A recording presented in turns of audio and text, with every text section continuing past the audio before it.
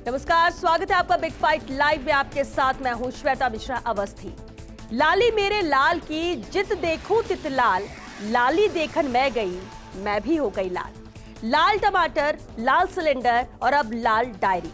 राजस्थान के सियासी गलियारों में सब कुछ लाल लाल दिख रहा है। 2023 के चुनाव में जनता किसको लाल झंडी दिखाएगी और किसका डिब्बा गोल करेगी, इसका खुलासा तो रिजल्ट के बाद आएगा। लेकिन लाल डायरी से राजस्थान में उठा सियासी तूफान थमने का नाम नहीं ले रहा है।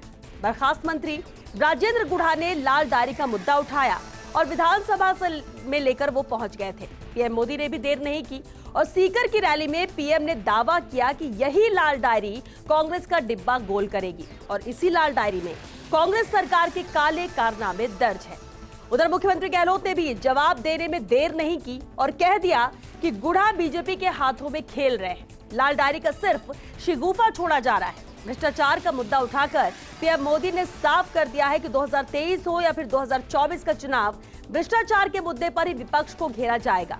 तो क्या मान लिया जाए कि जिस तरीके से विपक्ष ने केंद्र सरकार को महंगाई, बेरोजगारी के मुद्दे पर घेरने की कोशिश की, उसकी काट बीजेपी ने ढूंढ ली है और बैटल ऑफ राजस्थान में लाल डायरी पर जंग देखने को मिलेगी। आज बात इसी खास मुद्दे पर।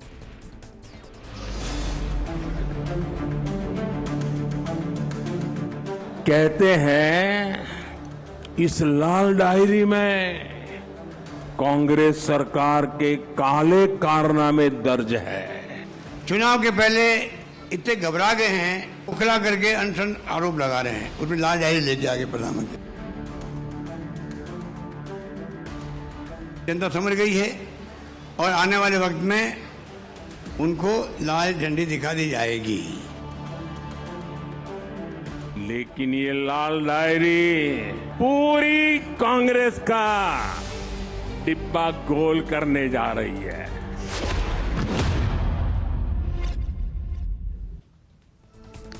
चुनावी साल है और यहाँ सियासत लाल है। इस मुद्दे पर हमारे साथ चर्चा के लिए बेहद खास मेहमान जुड़ चुके हैं। चलिए सबसे पहले उनसे रूबरू करा देते हैं आपको। हमारे साथ पीसीसी महासचिव आरसी चौधरी जी हैं, बीजेपी नेता मदन राठौर जी हैं, आप नेता योगेंद्र गुप्ता जी भी मौजूद हैं और साथ ही दिल्ली न्यूज एडिटर अदिति नागर भी चर्चा में शामिल हुई है। बहुत स्वागत है आप सभी का बिग फाइट लाइव में। आरसी जी, आपसे ही शुरुआत करते हैं। आखिर क्या है इस लाल डायरी में? देश के प्रधानमंत्री राजस्थान में आते हैं, सीकर में संबोधित करते हैं, हमला तो प्रदेश सरकार पर करते हैं, लेकिन साथ ही साथ जिक्र लाल डायरी का। क्या मुद्दा अब लाल डायरी ही है प्रदेश में? श्वेता, निश्चित रूप से जो भारतीय जनता पार्टी हिंदुत्व की तो राजनीति करती है, लेकिन वो सनातन संस्कृति को नहीं जानती।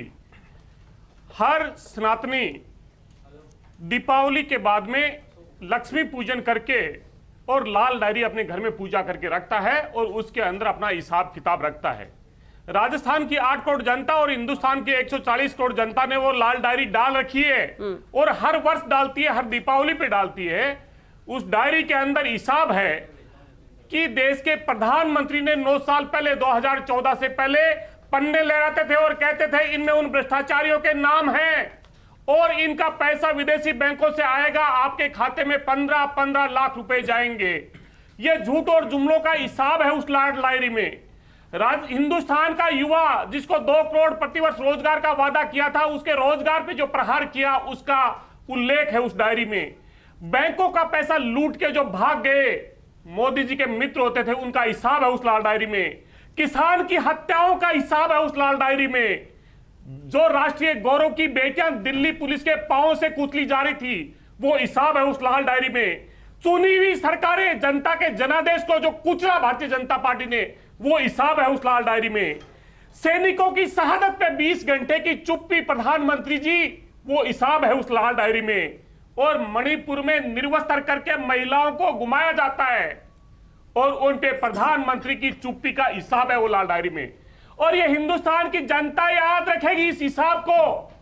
और जब लोकतंत्र के अंदर समय आता है तो ये लाल डायरी हिसाब करेगी इस अधिनायकवादी सोच का, चुनावी धोखाधड़ी का, आपने जो बातें कही आरसी जी, प्रधानमंत्री के राजनीतिक भ्रष्टाचार, ये लाल डायरी कांग्रेस का कैसे डिब्बा गोल करेगी, ये बातें संबोधन के दौरान पीएम ने कही।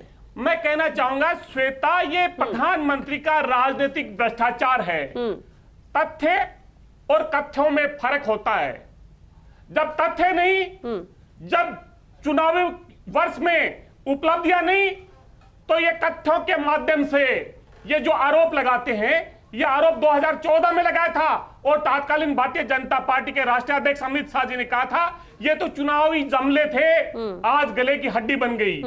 इसलिए प्रधानमंत्री जी, आपकी जब रैली थी, कुर्सियां खाली थी और जनता उठ उठ के जा रही थी, क्योंकि जनता ऊब चुकी है। ये राजस्थान का जो कारगिल में 52 शहीद दिए, सरहद पे सबसे ज्यादा शहादत देने के लिए जो प्रदेश का युवा तैयार रहता है, उसे अग्निवीर योजना में झोंक के उसके भविष्य पे जो प्रहार किया है, वो लाल डायरी में हिसाब है इस जनता का। ये लाल डायरी डबा गोल करेगी भारतीय जनता पार्टी का और उसके काले कारनामों का। मदन राठौर जी हमारे साथ है, बीजेपी नेता है। मदन राठौर जी, प्रहार तो प्रदेश सरकार पर प्रधानमंत्री नरेंद्र मोदी ने बहुत किए इस लाल डायरी को लेकर, लेकिन आरसी जी भी यहाँ पर गिना रहे कि इस लाल डायरी में तो केंद्र सरकार का भी हिसाब है और प्रदेश में बीजेपी का भी हिसाब जनता करेगी। लाल झंडी यहाँ पर बीजेपी को दिखाएगी जनता, ये मुख्यमंत्री अशोक गहलोत कहते हैं। क्या सिर्फ सियासत इस बार चुनाव में लाल ही नजर आएगी या लाल टमाटर लाल सिलेंडर पर भी ध्यान दिया जाएगा? ये आरसी चौधरी जी कांग्रेस के महासचिव हैं और ये इस बात को जानते हैं कि उसके अंदर कांग्रेस के नेताओं ने ही लिखा है। कुछ पन्ने तो इन्होंने पढ़ लिए जो कांग्रेस ने लिखे उस लाल डायरी में, लेकिन बाकी के पन्ने ये नहीं बोल पाए। बाकी के पन्ने क्यों नहीं बोल पा रहे हैं, मुझे ये समझ में नहीं आया। आपने कुछ पन्ने तो बोल दिए, जो आपने ही लिखे, मनगढ़ंत लिखे, वो तो आपने बोल दिए, लेकिन बाकी के पन्ने क्यों नहीं बोले? बाकी के पन्ने बोलो ना। किस प्रकार से विधायकों की खरीद फरोख्त किया आपने, किस प्रकार से आपने और ये बसपा के लोगों को पार्टी में जोड़ करके सरकार बनाई, किस प्रकार से आपने जब सचिन पायलट वो कैंप में चले गए थे तब किस प्रकार से विधायकों को खरीदा, किस प्रकार से उनको प्रलोभन दिया, वो उस लाल डायरी में लिखा हुआ है। आपका व्यक्ति बोल रहा है, आपका खुद का गुड़ा आपका व्यक्ति बोल रहा है। अरे जब सचिन पायलट अपने विधायकों को लेकर के चले गए थे तब आप आरोप लगा रहे थे हम पर कि हम उसको और तोड़ रहे हैं आपकी पार्टी को, और अब सचिन पायलट आपके साथ हो गया, गुड्डा आपके खिलाफ हो गया, उसने अंदर की पोल खोल दी। मदन जी, तो आपने देखा है क्या उस लाल डायरी में ये सब लिखा है? ये आपको विचार करना चाहिए। मदन जी, आपने देखा है क्या कि उस लाल डायरी में ये सब लिखा है? हर कोई अपने मन से बता रहे कि उस लाल डायरी में है क्या, हकीकत में किसी को नहीं पता कि आखिर लाल डायरी में है क्या। सीएम तो कहते हैं ये सिर्फ कल्पना है, कुछ भी नहीं। को वो भी बोलने चाहिए ना जो इनके काले कारनामे आपने हम पर आरोप लगाया, वो तो आपने उस लाल डायरी में लिखा होगा। मैं सोचता हूँ आपने ही लिखा होगा, क्योंकि धर्मेंद्र राठौड़ के यहाँ पर जब बुड्ढा गया, रामलाल जाट वहां गए थे, ये धर्मेंद्र राठौड़ ने खुद ने स्वीकार किया कि हमारे यहाँ पर आए थे। तो ये जब स्वीकार किया तो भाई आप इस बात को, जब अशोक गहलोत जी ने भेजा था कि लाल डायरी लेकर के आओ, वो बेचारा लेकर के गया। उसने कहा कि जब आप क्या वहां पर और मणिपुर की बात बोलते हो, राजस्थान के अंदर महिलाओं पर अत्याचार हो रहे हैं, उसके बारे में सोचो। तो उसको आपने बर्खास्त किया। आप जानो, आपकी पार्टी जाने, हमको इससे कोई लेना देना नहीं। लेकिन मुझे आपत्ति इस बात की है कि जब आरसी चौधरी जी वो पन्ने बोल रहे हैं जो इन्होंने लिखे, जो हम पर आरोप लगाए, वो पन्ने बोल रहे हैं, बाकी के पन्ने क्यों नहीं बोल रहे हैं? वो भी बोलो ना कि आपने उसमें कितना भ्रष्टाचार किया। ठीक है, इसीलिए मदन जी कि हर कोई अपने अपने हिसाब से बता रहा है कि उस लाल डायरी में क्या क्या लिखा है, किसके भ्रष्टाचार है, कितने ज्यादा है, हकीकत में किसी को नहीं पता। मैंने नहीं बोला ना, मैंने पढ़ा, आरती चौधरी जी बोल रहे हैं और बाकी इनका ही गुड़ा उसने बोला, मैं नहीं बोल रहा। मैंने लाल डायरी देखी भी नहीं है, मैं केवल आपके चैनल्स पर देखा है या विधानसभा में जो उछाली गई वो जब सदन के पटल पर। ठीक है मदन जी, बिल्कुल। अब ये एक मुद्दा बन गया है, एक दूसरे पर सवाल उठाने का भी, भ्रष्टाचार गिनाने का भी। मदन जी वापस आपके पास लौटेंगे। योगेंद्र गुप्ता जी भी हमारे साथ है, आप नेता है। योगेंद्र जी, अपने अपने हिसाब से आरसी जी और मदन जी ने तो बता दिया लाल डायरी में क्या है। लाल डायरी मुद्दा बन गया कि देश के प्रधानमंत्री भी जब सीकर आते हैं तो संबोधन के दौरान इसका जिक्र करते हैं। लाल डायरी ही मुद्दा है इस बार के चुनाव में। देखिए श्वेता जी, कह सकते हैं चुनावों तक लाल ही रहने वाली है। देखिए श्वेता जी, लाल डायरी ने राजस्थान में भारतीय जनता पार्टी और कांग्रेस के चाल चरित्र और चेहरे को बेनकाब कर दिया और ये बता दिया कि राजस्थान की राजनीति में दोनों के चेहरे क्या हैं। कांग्रेस का जहां तक सवाल है, कांग्रेस ये समझ के बाहर की बात है, जिस लाल डायरी पे इतना हंगामा हो रहा है और बार बार उसमें अशोक गहलोत का नाम आ रहा है, तो अशोक गहलोत आकर क्यों नहीं बोलते कि क्या उन्होंने धर्मेंद्र राठौड़ को भेजा था, क्या उन्होंने कहा था कि तुम तो हॉलीवुड के भी स्टार निकले। वो क्यों नहीं बताते कि क्या उन्होंने उसको शाबाशी दी थी, उन्होंने कहा था मेरे प्राण इसमें हैं, जलाने के लिए कहा था। ये प्रश्न अभी तक अनुत्तरित है, इसलिए सारा हंगामा चलेगा। लेकिन सीएम तो कह रहे हैं कि कपोल कल्पित है, कुछ नहीं है। नहीं सिर्फ एक श्वेता जी बताया सुनिए, जा मैं रहा बता रहा हूँ है। आपको। जहां तक भारतीय जनता पार्टी का सवाल है, तो श्वेता जी भारतीय जनता पार्टी जिस दयनीय अवस्था में पहुंच चुकी है, उसको लगता है कि लाल डायरी उसके लिए चुनावी राजनीति करने और चुनावी बैतरणी को पार करने के लिए एक तरह से उसको एक साधन मिल गया है। अरे भाई, कांग्रेस, भारतीय जनता पार्टी की हालत देखिए आप। मूल मुद्दों से हटाने के लिए, राजस्थान की मूल मुद्दे समस्या है क्या? आज उन समस्याओं की कोई बात नहीं कर रहा, ना कोई शिक्षा की बात कर रहा, ना कोई स्वास्थ्य की बात कर रहा, ना कोई रोजगार की बात कर रहा, ना कोई महंगाई की बात कर रहा, ना कोई महिलाओं पर अत्याचार की बात कर रहा। बात हो रही लाल डायरी की। और भारतीय जनता पार्टी की हालत तो यह है कि 4.5 साल तक विपक्षहीन राजस्थान में जो उन्होंने दायित्व निभाया है विपक्ष नहीं होने का, अब उनको लग रहा है कि जो सवाल मणिपुर के उठ रहे हैं, जो सवाल कर्नाटक के उठ रहे हैं, जो महंगाई के उठ रहे हैं, उन सवालों से उन्हें लगता है कि लाल डायरी के नेपथ्य में बच करके और वो चुनाव बैतरणी को पार कर लेंगे। इन मुद्दों से भटकाने के लिए नया मुद्दा है लाल डायरी।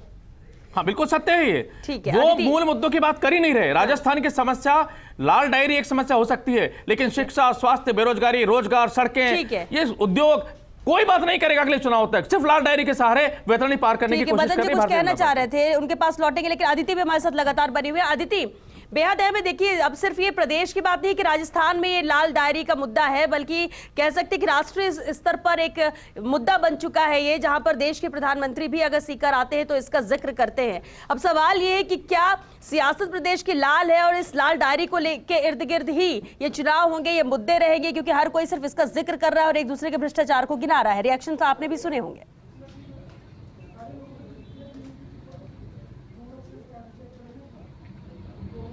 बिल्कुल, देखिए, जब भी चुनाव होता है उसके आखिरी के 2, 3, 4 महीने पहले क्या मुद्दे उठते हैं, क्योंकि विपक्ष के पास सबसे पहले तो मैं बहुत बधाई और तारीफ करना चाहूंगी आरसी चौधरी जी की कि इतनी मेहनत से इतना अच्छी बात उन्होंने दिवाली का जिक्र किया, लाल किताब, लाल डायरी का जिक्र किया।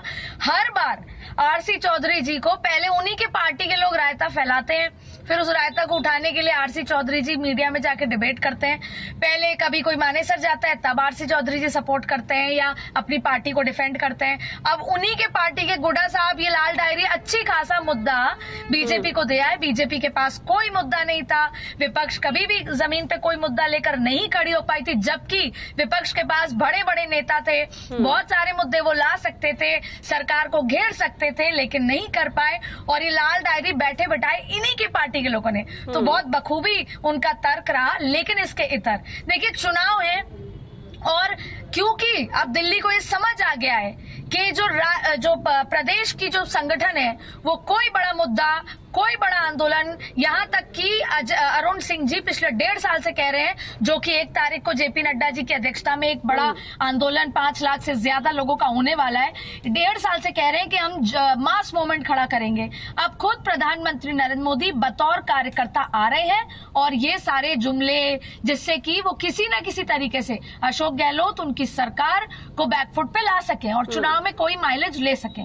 तो जो अशोक गहलोत ने ट्वीट के माध्यम से या प्रधानमंत्री नरेंद्र मोदी ने ट्वीट के माध्यम से किया, क्योंकि वो दोनों ही अपनी अपनी पार्टी के वन मैन आर्मी की तरह काम कर रहे हैं, क्योंकि ना तो प्रधानमंत्री मोदी के लिए उनके प्रदेश के संगठन कोई बड़ा मोर्चा खोल पाए सरकार के खिलाफ, और सरकार में भी शायद कोई और व्यक्ति बचा नहीं है। अशोक गहलोत खुद ही जिस भी स्थिति में है खुद ही लड़ रहे हैं, चाहे अपने पार्टी के लोगों से चाहे दूसरी पार्टी के लोगों से। और जहां तक लाल पीले का सवाल है, अच्छी बात श्वेता ये है कि इस बार राजस्थान में भगवा और हरा रंग नहीं आया, कम्युनल कलर नहीं आया, लाल से शुरू हुआ है। और ये दोनों ही पार्टी का हक बनता है कि वो एक दूसरे को किसी न किसी मुद्दे पर घेरे। हम संसद में रोज देख रहे हैं कि हादसा मणिपुर जैसा हुआ है जो कांपने वाला है, ना उस पे ना तथ्य मुद्दा खत्म हो चुका है, एक दूसरे को ईगो और बैकफुट की लड़ाई चल रही है। वहीं ना राजस्थान की बात हुई, ना छत्तीसगढ़ की बात हो रही है, केवल प्रधानमंत्री जवाब दे, ईगो ये है विपक्ष का और पक्ष अपने हिसाब से बिल्ला रही है, ना उसके लिए दायित्व है। तो सवाल ये उठता है कि जो मूल मुद्दे हैं वो गौण हो चुके हैं और जहां पर आज प्रधानमंत्री मोदी आए वो अपना बेस्ट एफर्ट कर रहे हैं कि वो किसी भी तरीके से किसी भी मुद्दे पे सरकार को घेर सके जो राजनीति में जायज है। जी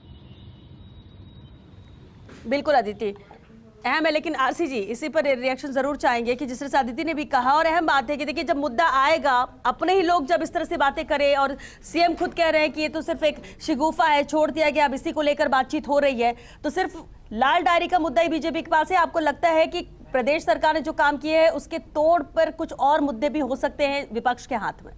श्वेता जी, आदित्य जी सही कह रहे हैं कि भारतीय जनता पार्टी के पास में जनता की अदालत में आके कहने के लिए कुछ नहीं था, उसकी उपलब्धियां बताने के लिए कुछ नहीं था। कल ही 26 जुलाई गई है, कारगिल दिवस था। उस कारगिल के युद्ध को लड़ने वाले एक सैनिक की पत्नी को एक भीड़ के द्वारा निर्वस्त्र कर दिया जाता है। वो सैनिक कहता है कि मैं पाकिस्तान की सेना से लड़के युद्ध तो जीत सकता हूं, लेकिन मेरी सरकार पे भरोसा नहीं रहा, मैं मेरी पत्नी की इज्जत और आबरू नहीं बचा पाया। एक 21 साल की बेटी की, उसके भाई और पति की निर्मम हत्या कर दी जाती है, पिता की। आज वो मां उन बेटी से आंख मिलाने की स्थिति में नहीं है। आज सत्ता के लोभ में फैले हुए प्रधानमंत्री जी 6 महीने में 7 बार राजस्थान पे आते हैं, लेकिन 3 जुलाई के बाद में एक बार भी उस सैनिक की, जब उन बेटियों का चीरहरण हो रहा था, तो धृतराष्ट्र सत्ता के लिए जो मौन है वो राजस्थान में हिंदुस्तान की जनता देख रही है और उसकी डायरी में हिसाब है। उन्होंने ठीक कहा कि जो भी मुद्दे जो रहे, आज माननीय मुख्यमंत्री जी ने 36 लाख परिवारों को जो सौगात दी, 155 करोड़ रुपए उनके सीधे खाते में दिए। श्वेता जी, राजस्थान के अंदर 1 करोड़ 67 लाख गैस के कनेक्शन हैं। एक महीने पे 700 रुपए की अगर एक परिवार से लूट होती है तो प्रति माह राजस्थान की जनता से 11,790 करोड़ रुपए केंद्र की सरकार लूट रही है। जिस किसान की आमदनी दुगुनी करने की बात कही थी, 54 रुपए डीजल होता था, और मेरी बात गलत हो तो आप नकार दीजिए, कहता बहुत हुई महंगाई के बार, डीजल आ जाएगा 30 रुपए, 93 रुपए है, आज उसकी लागत हो गई दुगुनी। मदन जी, एक जो किसान गरीब जो मोटरसाइकिल से जाता था वो पेट्रोल 71 रुपए होता था, आज 110 पार है। टमाटर उसकी रसोई से गायब है। मदन जी, आपने सुना आरसी जी ने क्या कहा? मदन जी, ये नहीं बोल पाएंगे, मैं जानता हूं, मुद्दे बहुत ज्यादा है, सवाल आप उठा रहे हैं, लेकिन एक बात है जो पीएम ने भी कही कि लूट की दुकान है कांग्रेस, यहाँ पर आम जन को लूट रही है, झूठ का बाजार है, योजनाएं लेकर आ रही है, आम जन को राहत मिल रही है, जो महंगाई केंद्र की तरफ से है उसे राज्य सरकार उसमें रियायत करते हुए यहाँ पर राहत आम जन को दे रही है, तो फिर कैसे यहाँ पर लूट की दुकान हुई? मैं एक बात आपको और इसका जवाब कैसे देगी बीजेपी प्रदेश में? बोल रहे हैं कि आज ही 17,000 करोड़ रुपया किसानों के खाते में गया है। ये क्यों बोल रहे हैं कि फसल बीमा लागू किया प्रत्येक इकाई को, किसान को एमएसपी बढ़ाई, किसान की आमदनी दुगुनी कर दी। राठौर साहब बता दीजिए, आप चैनल के माध्यम से ये बता दीजिए कि राजस्थान के किसान की आमदनी इतने रुपए थी और भारतीय जनता पार्टी ने दुगुनी कर दी है। मैं सुनने के लिए तैयार हूँ, राजस्थान के दर्शक इंडिया को देख रहे हैं और आपकी बात को सुन रहे हैं। मेक इन इंडिया हमने किया, ये इन बात को भूल रहे हैं। अरे मुद्रा योजना हमने दी, आप इस बात को भूल रहे हैं। आप एक बात कहें कि अभी जैसे नागर साहब ने कहा कि विपक्ष की भूमिका, अरे विपक्ष की भूमिका तो खुद कांग्रेस ही कर रहे हैं। हाँ, लोकतंत्र में जरूरी है जनता की आवाज को मुखर करना, वो दायित्व निर्वहन करते हैं क्योंकि हम लोकतंत्र में विश्वास करते हैं। तुम्हारे पे तो अधिनायकवाद है, देश का प्रधानमंत्री जो झूठ और जुमले करता है तुम्हें वही बोलने पड़ते हैं। तुम्हारा काम सिर्फ इतना ही है कि उनकी बात को प्रोपोगेट करना, उनकी झूठ और जुमलों को फैलाना। योगेंद्र जी, 3 मिनट का समय रखा था, वो उसमें भाषण देने के लिए नहीं गए। मैं वर्चुअल मीटिंग करूंगा। क्या वर्चुअल मीटिंग? राजस्थान में चुनाव प्रचार भी जाएगा, वार पलटवार भी होगा, योगेंद्र जी, या कुछ और नया आएगा? योगेंद्र गुप्ता जी, एक बार दोबारा रिपीट कीजिए आपका सवाल। बिल्कुल, सवाल ये कि क्या आप इसी दिशा में ही प्रदेश की सियासत जाएगी, चुनाव प्रचार होंगे, संबोधन होंगे, या फिर कुछ और नया मुद्दा भी आएगा प्रदेश में, कुछ और चीजों को भी अहमियत दी जाएगी? देखिए, जहां तक सवाल लाल डायरी मुद्दे का सवाल है, तो चूंकि भारतीय जनता पार्टी ने अपने विपक्ष के दौरान कुछ किया नहीं, तो निस्संदेह लाल डायरी के मुद्दे को पकड़ के चुनावी वैतरणी पार करने की कोशिश करेंगे। जहां तक कांग्रेस का सवाल है, मैं फिर कहता हूं कांग्रेस को कि डायरी का जो भी सच है वो सामने आना चाहिए, कांग्रेस को लाना चाहिए, ताकि मूल मुद्दे पर हम लौट सकें। और अगर लाल डायरी में भ्रष्टाचार के सारे काले कारनामे मौजूद हैं, तो भारतीय जनता पार्टी के प्रवक्ता से भी पूछना चाहिए कि जब महाराष्ट्र में 50 खोके एकदम ओके का नारा लगा था विधानसभा के अंदर, वो कौन सी डायरी मौजूद है? जब 70,000 करोड़ के आरोपी एनसीपी नेता पवार को जब आप सरकार में लेकर राजस्व मंत्री बना लेते हैं, वो कौन सी डायरी में दर्ज है? तो देखिए, कुल मिलाकर मैंने शुरू में कहा, राजस्थान की राजनीति में भारतीय जनता पार्टी और कांग्रेस दोनों ने अपना चाल, चरित्र और चेहरा इस डायरी के माध्यम से ला दिया, ताकि जो मूल मुद्दे हैं, जिन मुद्दों पर बात करनी चाहिए, वो मुद्दे कहीं और नेपथ्य में चले जाएं और इन मुद्दों के सहारे दोनों दल वैतरणी पार कर सके। लेकिन श्वेता जी, मैं अंतिम बार आपको कह रहा हूं, इस पूरे प्रकरण से इन दोनों राजनीतिक दलों का चरित्र सामने आने के बाद अब राजस्थान की जनता को सोचना है कि क्या इन दलों को वापस लाना है। अगर वापस लाएंगे तो यही सब कुछ होने वाला है। मेरा मानना है कि जनता बहुत समझदार है, इन दोनों दलों को देखने के बाद में अब जनता वो फैसला करेगी जो राजस्थान के इतिहास में आज तक नहीं हुआ, और किसी ऐसे तीसरे दल को सत्ता सौंपेगी जिसमें आम आदमी पार्टी भी शामिल है, ताकि इन दोनों से छुटकारा पाकर के यहां पर सुशासन लाया जा सके। आरसी जी, क्योंकि अदिति से एक फाइनल कमेंट। श्वेता जी, मैं इतना कहना चाहूंगा कि आम आदमी के साथी ने जो शिक्षा के नाम पे शराब की योजनाएं लागू करी और 2 मंत्री आज जेल की सलाखों के पीछे बैठे हैं, वो नहीं बोलेंगे। और मदन राठौर जी, ये बता दीजिए, वही राजेंद्र गुड्डा थे, उन्होंने कहा था कि भारतीय जनता पार्टी मुझे 50 करोड़ रुपए देने के लिए, 50,000 करोड़ रुपए देने के लिए तैयार थी, पूरा जीवन हेलीकॉप्टर में बिताता। वो हिसाब कौन सी डायरी में है आपकी? बता दीजिए, आपको उनकी बात। रिएक्शन सभी के सुन रहे अदिति, लेकिन पीएम वार करते हैं, सीएम पलटवार करते हैं, मुद्दा लाल डायरी को लेकर ही है। और क्या लगता है कि राजस्थान के चुनाव में हाईलाइट इस बार यही रहने वाला है?